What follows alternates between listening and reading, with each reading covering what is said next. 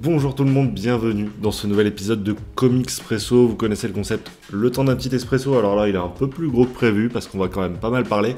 Je vais vous parler d'une de mes lectures récentes. Aujourd'hui, les amis, on s'attaque à Noctera. Ne partez pas, d'accord. Je vais pas vous spoiler, d'accord, ce qui se passe dans Noctera. Alors on va parler du tome 2 que j'ai lu récemment. Et je sais même pas si je vous ai déjà parlé du 1 parce qu'en réalité, il est sorti quand j'étais dans ma pause YouTube en début d'année dernière. Donc bah écoutez, ça va être l'occasion de vous parler donc de Noctera, c'est signé Snyder et Tony Daniel au dessin. De quoi ça parle Noctera? Noctera, ça nous parle en fait d'un monde apocalyptique dans lequel le monde est plongé dans les ténèbres depuis plusieurs années maintenant, je crois que ça fait une dizaine d'années.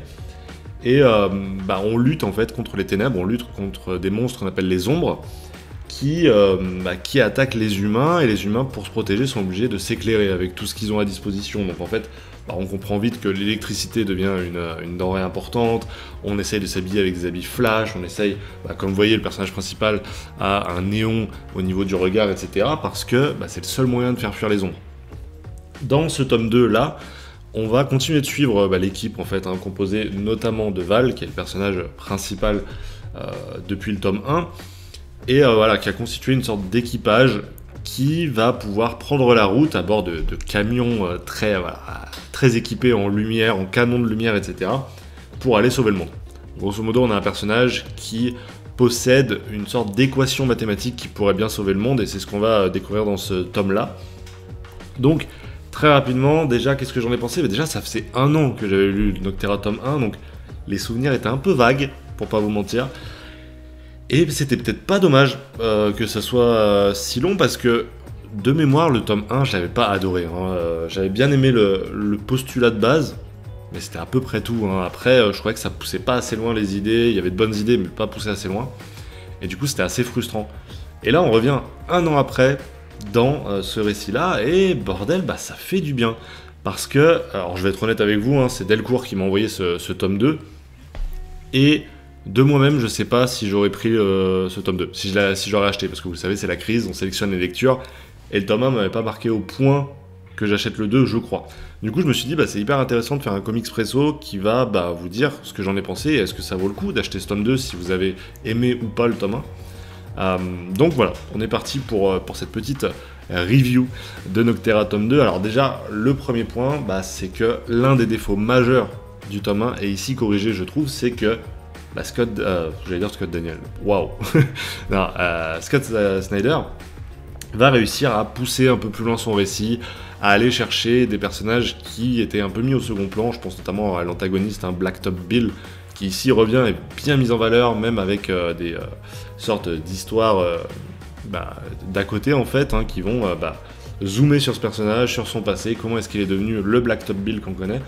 Et ça, j'ai trouvé ça hyper intéressant, parce que vraiment, on sent qu'il assume son univers, ce qu'on avait du mal à ressentir dans le tome 1, quoi. Donc ça, c'est trop bien, j'ai vraiment adoré voir ça. Pourtant, il y a toujours certains personnages, je trouve, qui sont mis en retrait. Et ça, c'est un peu dommage. Comme je vous ai dit, il y a un équipage qui se compose, et vraiment, 80% de l'équipage, on n'en sait pas grand-chose, si ce n'est leur rôle qui est sans cesse répété.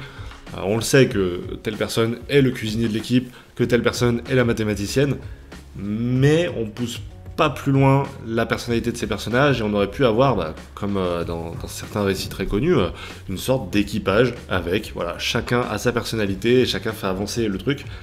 Et là, on passe un peu à côté, je me dis qu'il reste qu'un seul tome pour approfondir ces personnages-là, et ça me semble compliqué, honnêtement. Mais, à part ça, grand kiff, vous le savez, moi, j'aime avoir des récits un peu popcorn en fait, un peu blockbuster dans ma palle, parce que si je fais que des récits qui demandent à activer le cerveau en permanence, ça devient très lourd, et moi je pense que j'aurais pu arrêter les comics si ça existait pas, si ce genre de récit là n'existait pas, et que je lisais que des trucs très intellectuels, je pourrais pas. Là, pour tout vous dire, mes lectures récentes, c'est Snyder et Alan Moore. Voilà, le grand écart, quoi. Et je kiffe. Et là, c'est trop bien. Parce que un blockbuster qui assume qu'il est un blockbuster, qui assume qui va nous en mettre plein les rétines. D'ailleurs, je trouve que Tony Daniel nous fait un taf monstrueux, notamment au niveau de la lumière. Je vous l'ai dit, la lumière est hyper importante dans le bouquin. Et là, Voilà, par exemple, jouer avec la lumière comme ça, c'est trop cool. Et puis là où il excelle, évidemment, c'est les scènes d'action. Voilà, j'avais mis ça notamment, vous voyez, c'est très sanguinolent. Et ça fait plaisir. Ça fait plaisir, voilà, on kiffe ce genre de truc. Et ouais, et du coup j'ai vraiment pris mon pied, je me suis surpris à aimer en fait. Je crois que c'est ça surtout. Du coup ce qui est cool, c'est que le style de Tony Daniel, c'est un style très popcorn, que beaucoup vont pas aimer parce que c'est évidemment extrêmement numérique, et en même temps c'est extrêmement efficace aussi. Et c'est pour ça que je trouve que ça va très bien sur du Snyder. Je pense que le duo est fantastique là-dessus parce que les deux sont très efficaces, les deux sont très popcorn, ça match. Maintenant, la question initiale, c'était est-ce que je vous conseille ce tome 2 ? À ceux qui ont détesté le tome 1, non, ça rattrapera pas le tome 1. Parce que si vraiment vous avez détesté le postulat de base, bah là on s'y enfonce un peu plus. Donc je pense pas. Honnêtement, voilà, ça ne rattrapera pas le truc. À ceux qui ont adoré le tome 1, évidemment, foncez sur le tome 2. Je trouve qu'il est encore plus génial dans ce qu'offrait le premier. Et à ceux qui ont douté du tome 1, à ceux qui étaient comme moi, mi-figue, mi-raisin, pour utiliser une belle expression.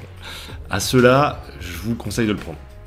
Je vous conseille de le prendre, de vous faire un avis, peut-être de le revendre derrière si vraiment vous n'avez pas aimé, peut-être de ne pas aller sur le tome 3 si vous n'avez pas aimé, mais je trouve que ce serait dommage d'enterrer Noctera à partir du tome 1, parce que vraiment il y a de belles idées là-dessus, et je trouve que le personnage de Blacktop Bill est vraiment très intéressant en tant qu'antagoniste. Et puis en plus le récit se permet quelques virages très vénères, sans mauvais jeu de mots par rapport au camion, mais se permet voilà, de se débarrasser de certains personnages. Et je l'ai pas vu venir. Voilà. Je vous en dis pas plus, je vous laisse découvrir Noctera, c'est donc disponible le tome 2 depuis fin de l'année dernière là. Moi je viens juste de le lire et j'ai passé un très bon moment, on se retrouve dans quelques jours pour une très belle découverte. Restez à l'affût, voilà, ça arrive ce week-end pour un nouvel épisode de Comics Presso les amis. Passez une belle fin de semaine et on se retrouve ce week-end. Ciao tout le monde!